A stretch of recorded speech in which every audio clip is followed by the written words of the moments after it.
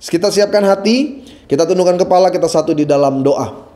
Kami siap Tuhan untuk kembali diberkati, diajar, dididik, dan dibentuk sehingga kami berakar dan bertumbuh di dalam Tuhan.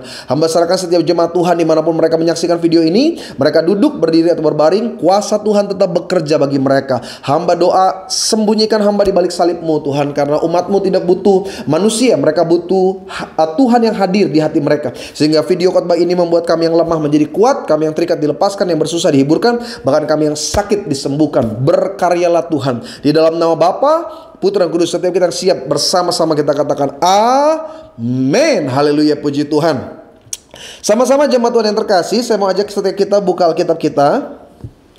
Perhatikan di dalam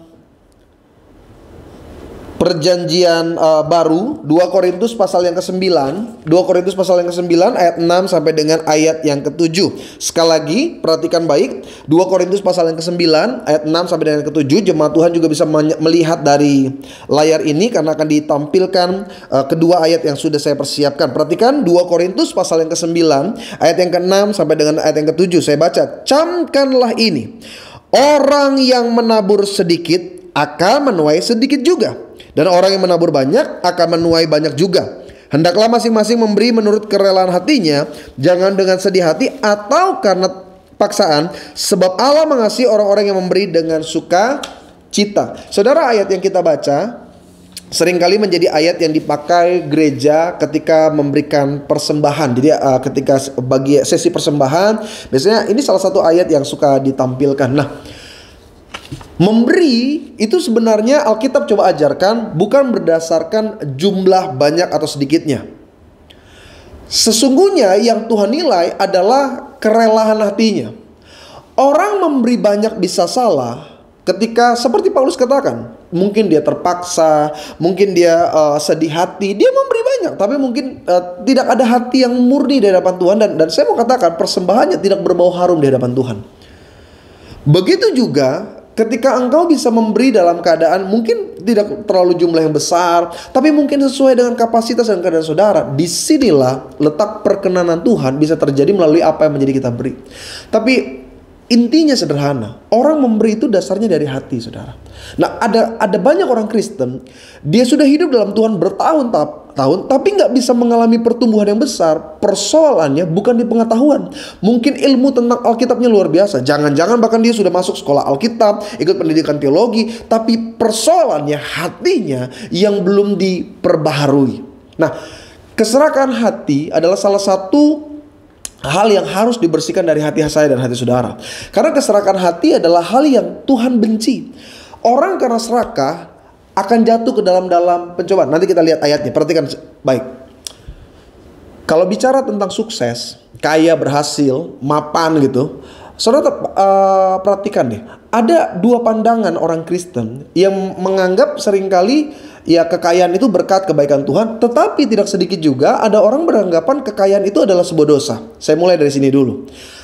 Kalau engkau lihat dalam Alkitab, memang secara harafiah, perhatikan baik, secara harafiah seakan-akan Alkitab mengatakan kekayaan itu sebuah hal yang mendatangkan dosa. Saya kutip beberapa referensi ayatnya. Biasanya Perjanjian Baru paling banyak. Saudara bisa mungkin catat atau dengar baik. Perhatikan.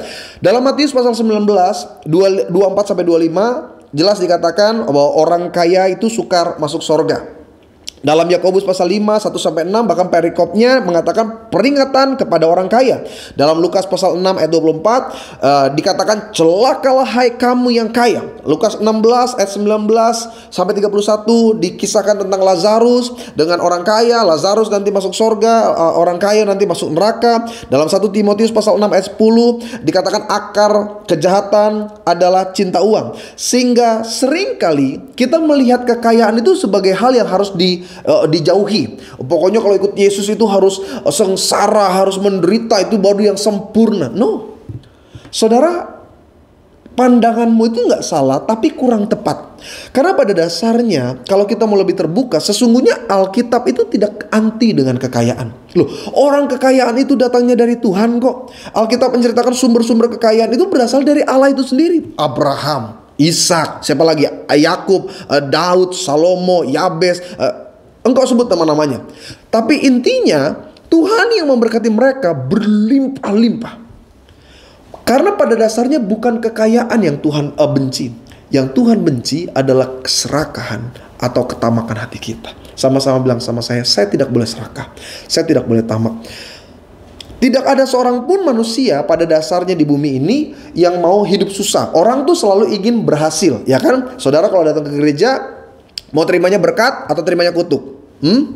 Iya kan? Pasti maunya terima berkat. Saya juga puluhan tahun saya gereja juga, kalau saya berdoa saya bilang Tuhan berkati saya. Gak pernah saya bilang Tuhan kasih susah, kasih miskin, kasih bokeh. Gak ada. Saya juga doa Tuhan berkati. Nah, persoalannya berkat yang kita cari, berkat yang kita harapkan, berkat yang kita minta sama Tuhan tidak disertai dengan kapasitas hati yang memadai. Makanya dalam 1 Timotius ayat 6, kita baca Alkitabnya. 1 Timotius pasal 6 ayat 9 sampai 10, perhatikan. Ayat 9 dari 1 Timotius pasal 6.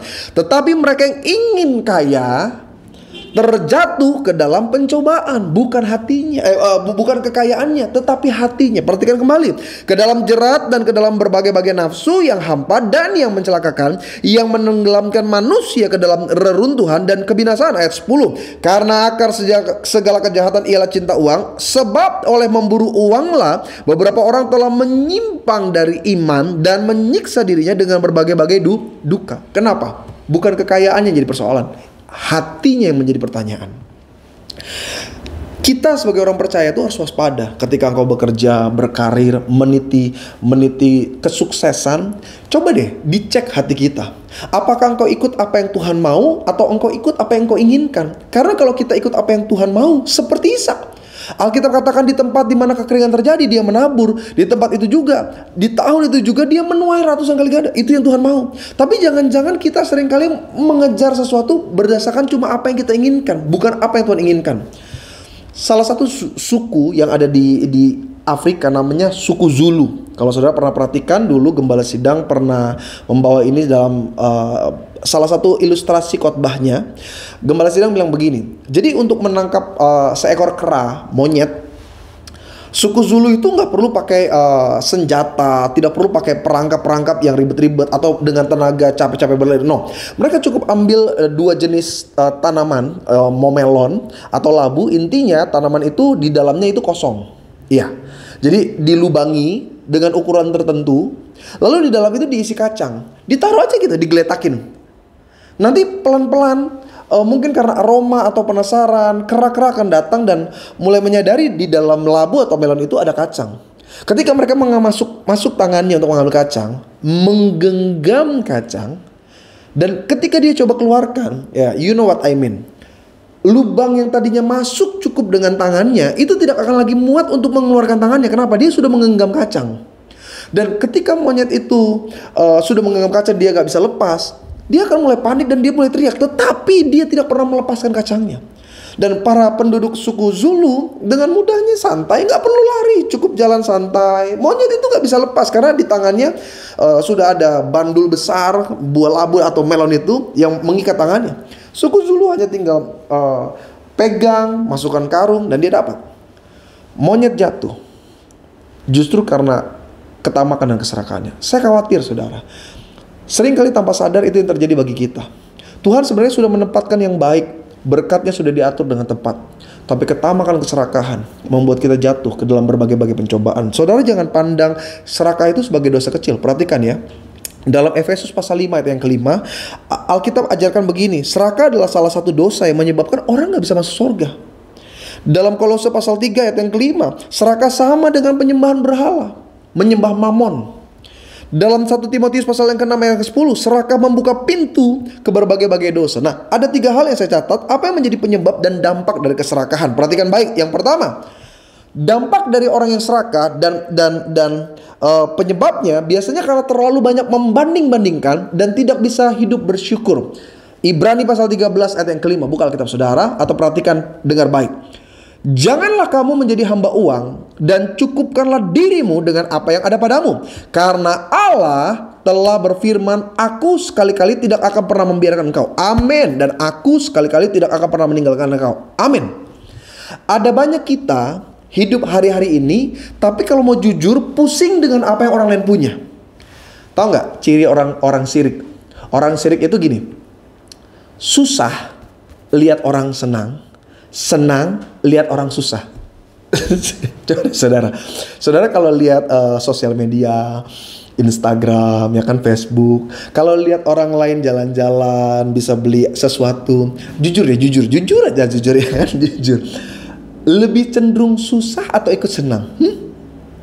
Waktu lihat orang jalan-jalan, biasanya ngelihat komentarnya tuh apa? Lihat orang teman kita gitu kan, kalau keliling negeri terus, kalau jalan-jalan terus, saudara, puji Tuhan ya, senang banget ngelihatnya. Aduh, bagus banget nih fotonya. Atau saya akan bilang, sombong, baru begini aja mau sok pamer-pamer. Gak ingat apa di siapa dia dulu. Orang kalau sirik itu susah lihat orang senang, tapi senang lihat orang susah. Pas teman kasih postingan susah, nggak punya makan, seneng dia, rasa ada terpuaskan. Tahu nggak saudara? Itu gambaran orang serakah, orang tamak, orang serakah, orang rakus itu dia selalu ingin membanding-bandingkan. Jadi kalau ada orang punya, pengen yang lebih gitu. Dan ini yang membuat kita nggak bisa bersyukur, saudara. Kecemburuan dan iri hati mengakibatkan keserakahan dan ketamakan. Berkat itu urusannya Tuhan. Makanya ada istilah begini, berkat sudah diatur sama yang di atas. Tuhan tuh sudah menentukan saya seperti apa, setiap saudara seperti apa. Bagian kita tinggal menjalani aja. Toh hidup manusia sama kok. Setiap kita punya 24 jam. Memang perbedaannya pada rezekinya. Ada 4 hal yang saya catat begini. Ada orang kerja banyak, hasilnya banyak, masuk akal. Tapi ada orang kerja sedikit, hasilnya banyak. Dan ada orang banyak, hasilnya sedikit. Dan ada orang yang kerja sedikit, hasilnya juga melimpah. Kita kalau nggak bisa bersyukur, kita cuma cenderung ngelihat ke atas aja. Kok bisa ya orang itu ya? Kok bisa ya orang itu ya? Kok bisa ya orang itu ya? Dan kita nggak bisa menjalani hidup yang nikmat. Karena cuma pusing apa yang orang lain miliki, saudara. Siapa sih yang menentukan pantas dengan tidak pantas untuk diberkati? Kita kan seringkali bilang, kok bisa dia kayak gitu? Emang siapa kita? Pantas menentukan orang itu pantas diberkati atau tidak pantas diberkati. Semua adalah bagiannya Tuhan. Bagian kita apa? Alkitab katakan, setia dalam perkara kecil, perkara besar akan Tuhan berikan. Setia dulu sama apa yang sekarang Tuhan percayakan. Punya motor, bener gak bagus, dirawat pak, dicuci, dibersihkan. Tunjukkan sama Tuhan engkau mengasihi berkat-berkat yang percaya. Ini ada banyak orang pengen mobil, motor yang ada aja gak bisa disyukuri, ngeluh terus bawaannya. Mau punya rumah besar, mau punya rumah diberkati berlipat-lipat, dimulai dari rumah yang sederhana engkau miliki, disyukuri aja dulu. Apa yang ada itu aja dulu yang dirawat. Ini seringkali antara rumah sama kapal pecah tidak ada bedanya, ya kan? Tapi setiap hari mengeluh, saya punya rumah kayak gini. Kalau aja Tuhan kasih rumah besar, dimulai dari yang kecil dulu, maka perkara besar Tuhan percayakan. Dari pekerjaan, syukuri aja. Saya ngerti gajinya mungkin gak sebanding dengan pengeluaranmu. Mungkin kalau dilihat penghasilanmu dengan penghasilan orang seakan-akan beda jauh. Tapi apa yang hari ini Tuhan percayakan, syukuri aja dulu. Jalani dengan sukacita, bangun dengan semangat, bekerja dengan luar biasa. Lihat Yusuf, dia jadi budak, dia kerja sepenuh hati, diangkat naik. Dia di penjara, dia bekerja sepenuh hati, diangkat naik. Dia kerja dengan Firaun, dengan sepenuh hati dia kerjakan. Apapun yang dia buat, terus Tuhan buat naik. Kenapa? Dia bersyukur dengan apa yang Tuhan percayakan dalam kehidupannya. Kita seringkali punya pekerjaan selalu ngedumel, gaji cuma segini, perginya pagi, mana jaraknya jauh. Saudara, bener deh, hidup ini dimulai dari isi hatimu. Isi hati yang bersyukur, engkau akan melihat kemenangan, kelimpahan yang terjadi. Bersyukur dengan penghasilan yang saudara miliki. Seberapapun berkat, rezeki yang masuk, seberapapun penghasilan dari dagang kayak, dari karir kayak, apapun, syukuri. Di tengah-tengah krisis ekonomi, orang bisa tetap menjalani dengan sukacita ketika dia bersyukur. Ketika dia bersyukur, dia percaya sesungguhnya Tuhan sudah menyediakan yang jauh lebih besar, lebih luar biasa. Ada satu jokes lama sih sebenarnya. Jadi intinya ada seorang pria, dia doa, dia bilang, Tuhan, saya ini jomblo udah stadium 4 Tuhan. Saya kalau gak dapet jodoh lagi, gak tahu lagi saya kayak seperti apa. Karena dia doa sungguh-sungguh, singkat cerita malaikat datang kemudian dia dan dibawa ke satu bangunan, ada 7 lantai, 1, 2, 3, 4. Malaikat bilang begini, di setiap lantai itu ada istri yang disediakan. Engkau pilih yang mana yang kau suka. Syaratnya cuma satu. Kalau engkau sudah naik ke lantai yang berikutnya, engkau nggak bisa lagi turun ke lantai yang sebelumnya. Jadi kalau dia dari lantai 1, dia nggak suka dengan stok istri yang ada di sana, dia naik ke lantai 2, dia harus pilih yang lantai 2, atau dia naik ke atas, tapi dia nggak boleh turun. Paham ya maksudnya ya? Jadi malaikat bawa dia ke gedung itu. Di lantai 1 dia mulai diperlihatkan istri-istri yang setia. Wah, ini istri-istri yang setia. Tapi karena rasa penasaran dan rasa nggak puas, masa cuma setia sih? Malaikat naik lantai 2. Sampai di lantai 2, dia bukan cuma ngeliat istri yang setia, dia juga lihat istri yang penyayang, keibuan, bisa mengurus rumah tangga, ya kan? Udah lihat, wih, udah setia, penyayang, cocok nih untuk mengurus rumah tangga nanti. Tapi karena dia nggak puas, dia penasaran di lantai 3 ada apa, dia naik lagi. Sampai lantai 3 dilihat bukan cuma setia, penyayang, tapi juga cantik. Wih, cantik beda ini sama lantai yang pertama, lantai yang kedua. Dia nggak cukup. Aku mau naik. Kalau lantai 3 aja udah cantik, apalagi lantai yang keempat. Dia naik sampai lantai 4, wih, udah setia, penyayang, cantik, seksi lagi. Pokoknya sempurna lah. Dia bilang, waduh, mantap ini. Dia bilang, malaikat bilang, gimana? Mau ambil? Enggak, saya mau naik lagi ke lantai ke atas. Bukan cuma setia, udah penyayang, cantik, seksi, keluarga kaya raya lagi. Wih. Kaya raya lagi ya kan, anak tunggal lagi kan. Dia pikir, waduh, dia lihat, wah ini kayaknya mantep nih. Udah lantai 5 aja udah keluarga kaya. Dia bilang, malaikat tanya, gimana mau ambil? Enggak, saya naik lagi ke lantai 6. Sampai lantai 6, supermodel, sempurna, terkenal, cantik, penyayang, seksi, kaya raya, pokoknya sempurna. Dia bilang, malaikat tanya, gimana mau ambil nggak? Ini udah lantai 6. Karena dia tamak, karena dia serakah, dia nggak cukup gitu. Dia bilang, wah ini lantai 6 aja begini, apalagi lantai 7. Saya mau naik lantai 7. Malaikat udah bilang, gak boleh turun lagi ya, gak boleh turun lagi. Iya, saya ngerti, saya percaya nih lantai 7 pasti sempurna. Pas naik lantai 7, bagian gudang, stok-stok lama. Dia bilang, malaikat turun lagi dong. Gak bisa, peraturannya kalau udah naik gak boleh turun lagi. Akhirnya dia nggak pernah dapat yang terbaik, bukan karena tidak disediakan, tapi karena ketamakan dan keserakahannya. Nah, saya khawatir seringkali kita jalani hidup seperti itu. Kesempatan besar hilang karena ketamakan. Hal-hal yang baik hilang bukan karena Tuhan nggak menyertai, tapi karena kita dikuasai oleh keserakahan hati. Kita ambil, kita keruk sampai kita kehilangan segala-galanya. Jadi yang pertama, apa penyebab dan dampak dari keserakahan? Dia terlalu banyak membandingkan sehingga tidak bisa bersyukur. Yang kedua, penyebab dan dampak dari keserakahan adalah ketidaktaatan kepada perintah Tuhan, sehingga orang-orang di sekitar juga menanggung akibat dari keserakahan dan ketamakan kita. Yosua pasal 7, saya mau baca, jemaat Tuhan perhatikan baik. Yosua pasal 7 ayat 22 sampai 25, ini kisah tentang seorang yang namanya Akan. Lalu Yosua menyuruh orang segera pergi ke kemah itu, dan sesungguhnya semuanya itu disembunyikan dalam kemah Akan. Jadi ada kasus di mana Tuhan marah. Jadi mereka nggak mau menangkan peperangan karena ada sesuatu yang salah dilakukan oleh umat Israel sampai ketahuan ada di rumah Akan.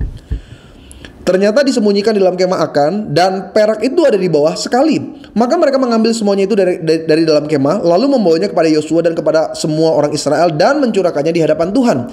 Kemudian Yosua berserta seluruh Israel mengambil Akan. Ini Akan ini yang nyolong, Akan ini yang serakah, Akan ini yang tamak.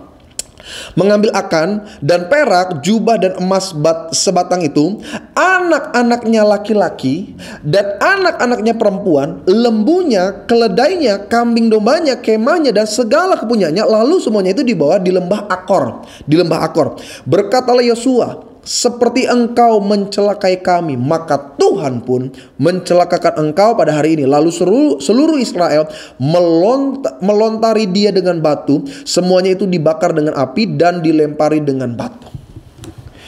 Akan yang berbuat dosa bukan karena kemiskinannya, tapi karena keserakahannya. Tuhan udah bilang, ketika engkau masuk nanti ke sebuah tempat, engkau akan hancurkan semua, tapi jangan ambil. Tuhan bilang jangan ambil. Nah, Akan serakah. akan ambil. Dia bilang siapa yang lihat, siapa yang tahu, dia ambil. Dan dampaknya bukan cuma dia sendiri, keluarganya. Kita bilang apa? Anak-anak laki-laki, anak-anak perempuan, istrinya, bahkan lembu-lembunya, binatang peliharanya, semuanya dilempari batu dan dibakar sampai habis. Saya bisa bayangkan nggak? Orang ngasih makan dari hasil, maaf ya saya ngomong pahit nih, dari hasil korupsi, hasil nipu orang, hasil nyolong, hasil tikam orang, hasil ngejelekin orang, ngerebut berkat orang. Dia kasih sama anak, sama istrinya, sama keluarganya. Saya mau bilang, Tuhan hancurin segala sesuatunya. Devil never walk for free. Setan gak pernah kerja gratis. Jadi kalau saudara udah pakai cara setan untuk mendapat kekayaan, kelimpahan, satu kali setan ambil semuanya. Pak, Bu, akibat yang buruk bisa terjadi kepada orang-orang yang tidak memahami bagaimana Tuhan bekerja di dalamnya. Berkat itu Tuhan yang sediakan kok, saudara. Jangan salah loh, ketika kita berbuat dosa yang tidak berkenan di hadapan Allah. Ini saya baca ya, Keluaran pasal 34, 6-7. Perhatikan. Berjalanlah Tuhan lewat di depannya dan berseru, Tuhan, Tuhan, Allah penyayang dan pengasih, panjang sabar, berlimpah kasihnya dan setianya, yang meneguhkan kasih setianya kepada beribu-ribu orang, yang mengampuni kesalahan, pelanggaran dan dosa. Perhatikan ini kalimat intinya. Tetapi tidaklah sekali-kali membebaskan orang yang bersalah dari hukuman, yang membalaskan kesalahan bapa kepada anak-anaknya dan cucunya, kepada keturunan yang ketiga dan keempat. Perhatikan, Alkitab bilang begini, kalau kita bikin dosa, Tuhan itu balaskan kesalahan kita, bukan cuma kita, kepada anak, cucu, keturunan yang ketiga sampai keturunan yang keempat. Sebagian engkau mungkin akan berargumen, kok nggak adil sih? Saya yang nyolong, kok anak-anak saya yang kena batunya? Saya yang curang, saya yang serakah, kok anak-anak dan cucu saya? Kan mereka nggak tahu apa-apa, pendeta. Yes, betul. Ketika engkau melakukan sebuah yang salah, yang kena imbasnya bukan cuma engkau, keturunanmu juga kena imbas. Loh, kok Tuhan begitu? Tapi Tuhan yang sama juga yang berkata, anak cucu orang benar tidak kekurangan minta-minta. Jadi kalau engkau berbuat yang baik, otomatis yang baik juga akan mengalir bagi keluargamu. Tetapi sebaliknya, ketika engkau melakukan yang tidak sesuai firman, maka bukan cuma engkau, seluruh keturunanmu juga akan kena atas dampaknya. Kerja yang jujur, Pak. Bu, dagang yang baik, percaya deh. Berkat yang diambil dari kejujuran, dari sesuai dengan bagiannya, itu yang paling indah, paling nikmat. Mungkin nilainya gak lebih banyak dari orang lain, tapi rasanya mungkin gak sebanding dengan orang yang ngambil dengan cara bohong, dengan cara nipu, dengan cara curang. Yang ketiga, apa sih yang menjadi penyebab dan dampak dari keserakahan? Yang ketiga, dia punya rasa takut akan kekurangan dan sulit untuk memiliki pengharapan dan iman. Ketamakan dan keserakahan dalam bahasa Yunani disebut dengan nama ploenesia. Secara hurufiah adalah kehausan untuk memiliki yang lebih banyak lagi. Nah, orang tamak itu tidak pernah puas intinya. Sama seperti kalau engkau tahu, jadi kalau orang terdampar di sebuah laut, itu kan sangat dilarang untuk meminum air laut. Sehaus apapun dilarang. Karena kalau dia udah mulai minum, itu gak akan pernah terpuaskan dahaganya. Dia akan terus minum sampai akhirnya mati. Nah, sama seperti orang serakah. Orang serakah itu seperti itu. Dia terus cari sampai akhirnya dia kehilangan semuanya. Ingat kisah Gehazi. Gehazi sudah lihat, ini Nabi gak mau terima persembahan dari Naaman, tapi Gehazi serakah. Dia kejar Naaman, dia bilang, oh Nabi lupa, Nabi sebenarnya butuh. Dia ambil sebenarnya bukan untuk Nabi, tapi untuk dirinya sendiri. Dan apa yang terjadi? Gehazi menjadi orang yang kena penyakit kusta, sampai keturunannya terus terjadi kusta. Andai saja Gehazi mau menjaga hatinya, mungkin dia akan menjadi nabi selanjutnya. Karena setelah Elisa, dan Gehazi adalah bujang dari Elisa, dia akan dapat kesempatan yang besar, tapi semuanya hilang.